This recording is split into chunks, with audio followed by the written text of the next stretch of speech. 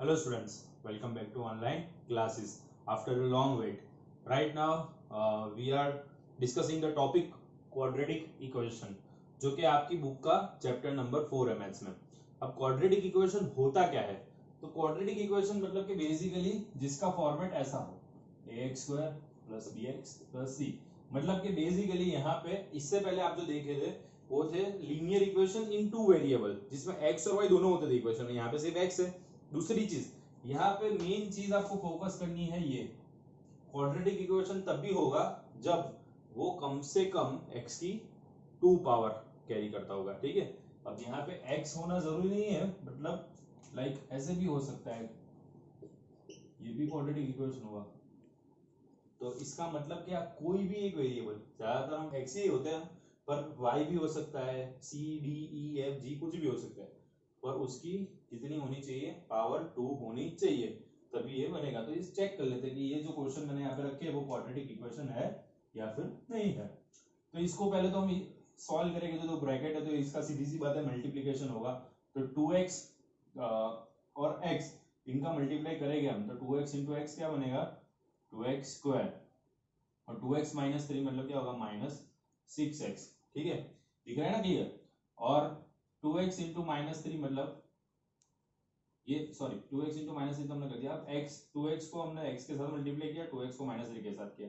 अब माइनस 1 को करेंगे दोनों के साथ, तो माइनस x प्लस 3, वैसे ही इस तरफ तो x स्क्वायर, और यहाँ पे मल्टीप्लाई होगा माइनस 1 के साथ minus x plus 5x minus 5। In short simple multiply किया है मैंने। यहाँ पे सारे टर्म एक तरफ ले लेंगे हम, ये माइनस 6x और माइनस x माइनस 7x होगा, माइनस x स्क्वायर, ये जो है इन दोनों का कैलकुलेशन प्लस 4x होगा, जो कि इस तरफ आके माइनस 4x हो जाएगा, क्योंकि इज इक्वल टू की इस तरफ साइन चेंज हो जाती है। तो फाइनली जो हमारा इक्वेशन बनेगा वो कुछ ऐसा बनेगा, जो कि इसमें x स्क्वायर प्रेजेंट है, इसलिए क्वाड्रेटिक इक्वेशन है। अब इसको सॉल्व करते हैं, तो पहले तो इसको एक्सपांड करते हैं, a plus B whole square के आइडेंटिटी के हिसाब से a square plus 2ab plus b square, यहाँ पे x square plus 2x plus 1 equal to 2x minus 6। तो x square plus 2x plus 1 सब एक तरफ, minus 2x plus 6 equal to 0, ये कट, मतलब कि x स्क्वायर प्लस 7। अब आप लोग बोलोगे ये क्वाड्रेटिक इक्वेशन नहीं है, पर ऐसा नहीं, x स्क्वायर होना जरूरी है, x नहीं हो तो चलेगा, उसको क्वाड्रेटिक इक्वेशन हम बोल सकते हैं। पर हाँ, अगर जैसे कि ये वाले सम में मैं बताऊं कि अगर यहाँ पे x की जगह पे हमें 2x दिया होता, सपोज करते, तो ये 2x और होता, तो फिर 2x से 2x और कट हो जाता, तो फिर ये क्वाड्रेटिक इक्वेशन नहीं रहता। पर यहाँ पे हमने ऐसा नहीं किया था, हमने x रखा था। ओके, तो समझ गए। अब अगर आपको क्वाड्रेटिक इक्वेशन फॉर्म करना है, मतलब कि आपको सेंटेंस में बनाना है, तो कैसे करोगे। यहाँ पे जैसे एक क्वेश्चन रखा है मैंने, the product of to consecutive positive integers. Consecutive का मतलब क्या होता है, the one after the another. तो यहाँ पे उस मतलब कुछ भी जब भी कंसेक्यूटिव का, तो आप ऐसे ही सपोज करोगे, लेट वन नंबर या one integer be x, therefore its consecutive integer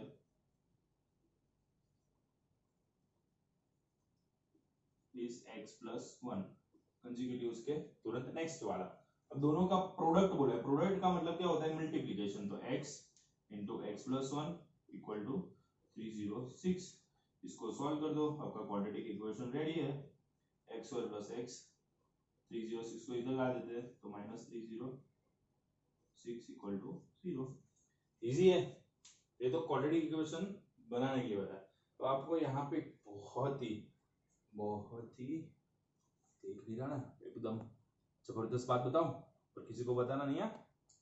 ये तो अगर ऐसे इक्वेशन बनाना था तो, पर अगर आपकी एग्जाम में ऐसे क्वेश्चन आते हैं जिसमें इक्वेशन सॉल्व करके आंसर ढूंढना है, और आप कंफ्यूज हो जाओगे कि इसमें हम सिंगल क्वाड्रेटिक इक्वेशन से कैसे करें। थर्ड चैप्टर का तो आता है ना, वो हम सीखे थे कि एक्स और वाई दोनों लेके इजीली इक्वेशन बना सकते हैं हम, उसमें वो मेथड से कर देना, क्योंकि एग्जाम में नहीं लिखा हुआ कि थर्ड चैप्टर का है फोर्थ चैप्टर का, उससे इजीली हो जाएगा। ओके, तो टेंशन मत लेना, जो इसके वर्ड प्रॉब्लम आने वाले बाद में पार्ट 2 में कवर करेंगे, तो उसको हम वो मेथड से भी कर सकते हैं। चलो अब आते हैं हमारे मेन टॉपिक पे। ये चैप्टर का जो मेन टॉपिक है उसमें ये जो क्वाड्रेटिक इक्वेशन सॉल्व करने के 3 मेथड दिए गए हैं। फर्स्ट मेथड जो है आपका वो है बाय फैक्टराइजेशन, मतलब कि हम जो करते हैं ना वो मिड टर्म स्प्लिटिंग वाला मेथड वो। सेकेंड वाला जो है bye completing the square method, बहुत ही इंपॉर्टेंट मेथड है जो आज आपको शो करूंगा, ध्यान देना, अच्छी तरह से ध्यान दोगे इजीली आ जाएगा, कुछ हार्ड नहीं है, बस वो मेथड जो मैं बोलूँ वो स्टेप फॉलो करना प्रॉपर, ओके। और जो थर्ड वन है बाय यूजिंग जनरल फॉर्मूला, ये जनरल फॉर्मूला जो है वो इंडियन मैथमेटिशियन श्रीधर आचार्य ने दिया हुआ था। ये हमेशा बोलते हैं ना कि भाई इंडियंस ने क्या दिया है मैथमेटिक्स में, जीरो दिया, जीरो दिया। देख लीजिए ये तो कम, एक तो कम से कम ये लोगों ने तो एक्सेप्ट किया, ये तो यूरोपियंस ने भी एक्सेप्ट किया कि ये श्रीधर आचार्य का फॉर्मूला है, जिससे फॉर्मूला से डायरेक्ट आप क्वाड्रेटिक इक्वेशन सॉल्व कर सकते हो। पर वो आज के वीडियो में कवर नहीं हो पाएगा। आज के वीडियो में हम ये दो मेथड डिस्कस करेंगे, नेक्स्ट वीडियो में इसके ऊपर मैं अच्छी तरह से पूरा वीडियो बनाऊंगा और वर्ड प्रॉब्लम लेंगे, ओके। तो स्टार्ट करते हैं बाय फैक्टराइजेशन मेथड से पहले टाइम वेस्ट ना करते हुए। फैक्टराइजेशन मेथड बहुत ही इजी, क्या करते हैं हम, पहले जो नंबर होता है फर्स्ट टर्म के आगे जो कोएफिशिएंट और लास्ट, इन दोनों का मल्टीप्लाई करना होता है आपको, और फिर उसके फैक्टर सोचने होते हैं, मतलब कि √2 और 5√2 का मल्टीप्लाई सोचो। यहाँ पे ऐसे नंबर देख के कंफ्यूज मत हो जाओ, हमेशा ऐसी चीजों का सॉल्यूशन इजी होता है। √2 और √2 2 होगा और 5 2 क्या होगा 10, समझे क्या बताया मैंने, √2 और √2 2 और मल्टीप्लाई 5 है तो 10। तो 10 के ऐसे फैक्टर सोचो कि जिसके फैक्टर्स के प्लस और माइनस से 7 है। 5 2 10, 5 + 2 द ग्रेट 7, हो गया ना यहाँ पे ही। अब यहाँ पे लिखेंगे, आप लोग सोचोगे पहले 5 लिखे 2 लिखे, जो लिखना ही लिखो। यहाँ पे हम जैसे कि 5 लिख देते हैं पहले, फिर 2 लिखते हैं, और अगर पहले 2 लिखना है फिर 5 लिखना है, कोई टेंशन नहीं, ठीक है, कुछ भी लिख सकते हैं।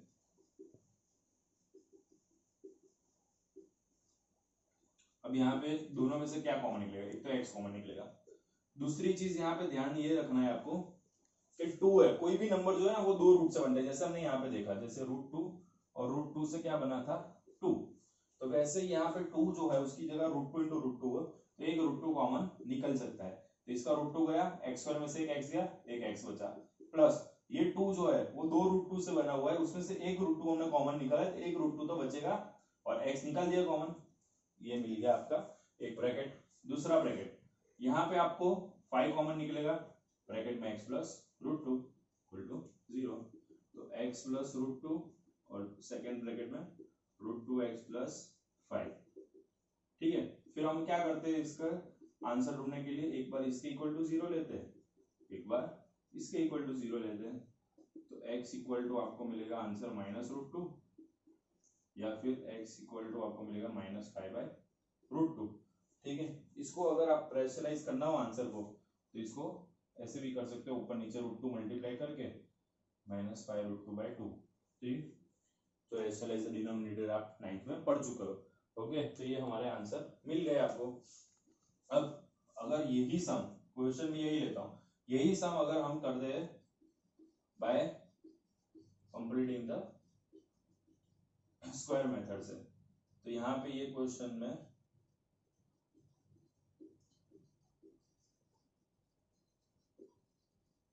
सबसे पहले आपको क्या करना है, तो शायद आप लोग को याद हो 6 7 में आप लोग एक चीज पढ़े थे, एक फॉर्मूला में यहाँ लिखूंगा, शायद आप लोगों को अच्छी मेमोरी होगी तो याद आ जाएगा कि लास्ट टर्म इक्वल टू 4 ×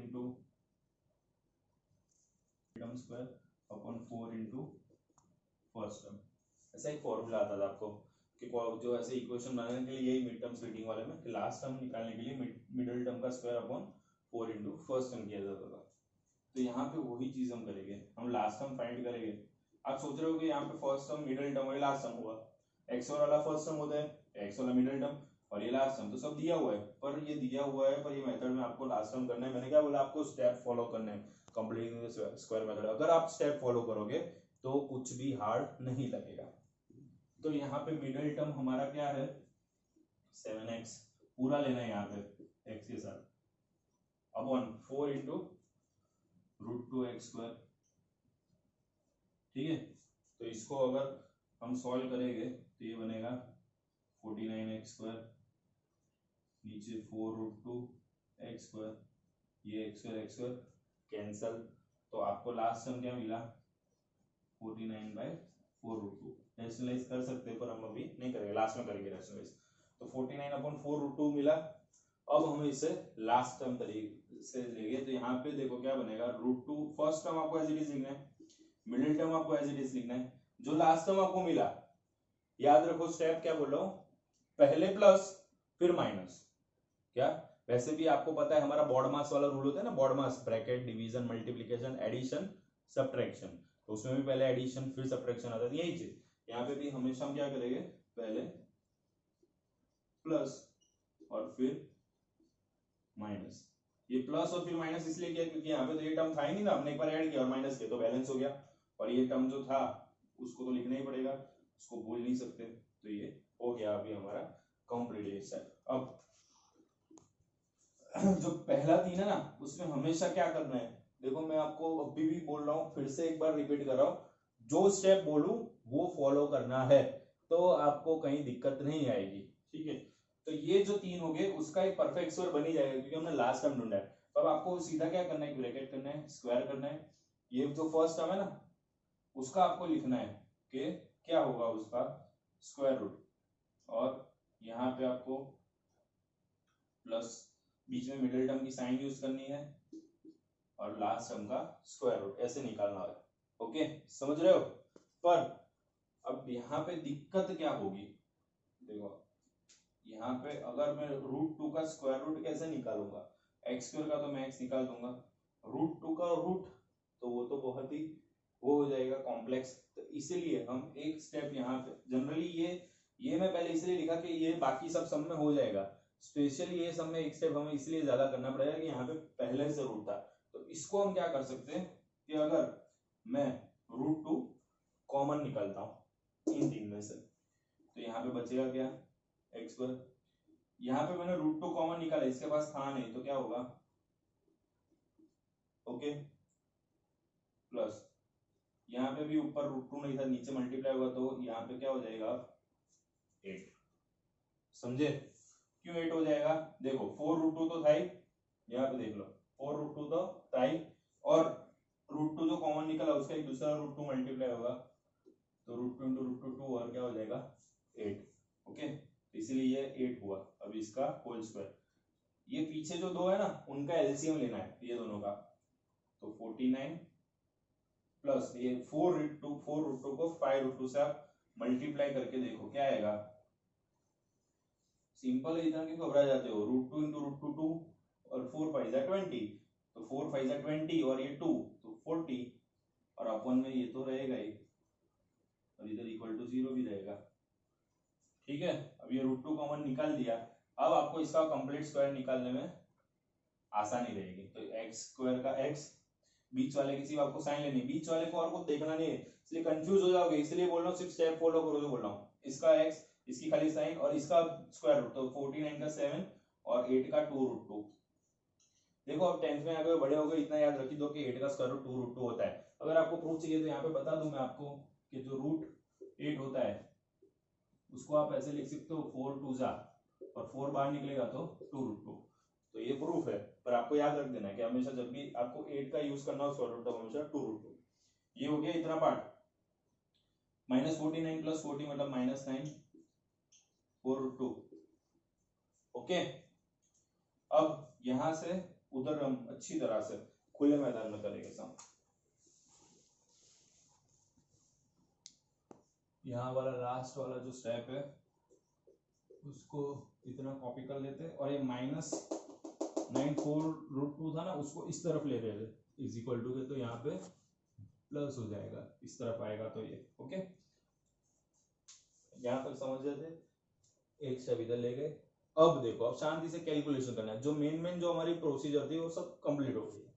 यहाँ पे अब √2 जो है कॉमन निकाला हुआ तो इसके नीचे जाएगा, अगर हम यहाँ पे कॉमन नहीं निकालते तो यहाँ पे सीधा आपको फिर स्क्वायर रूट करना होता था, पर यहाँ पे अभी आपको √2 पहले नीचे ले जाना पड़ेगा।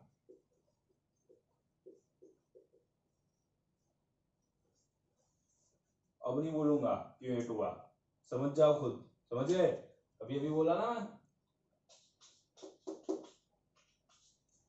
अब स्क्वायर रूट है, मतलब ये स्क्वायर है तो इसका स्क्वायर रूट है, तो ये हमेशा याद रखना कि हम जब भी स्क्वायर रूट निकालेंगे क्वाड्रेटिक इक्वेशन या इस तरह के जब भी सब में, तब हम प्लस और माइनस दोनों साइन रखेंगे, क्योंकि देखो -2 का स्क्वायर भी 4 होगा, +2 का स्क्वायर भी 4 होगा, तो इसीलिए नंबर्स में ये चीज पॉसिबल है। अगर कोई हम रुपीज या केजी या ऐसे क्वांटिटी की बात करते हैं तब हम माइनस नहीं लेते स्क्वायर रूट जब सोचते हैं, पर ये सिर्फ नंबर्स में हम दोनों पॉसिबिलिटी सोच रही होती है। तो यहाँ पे प्लस और माइनस, 9 का स्क्वायर रूट तो 3 और 8 का 2√2।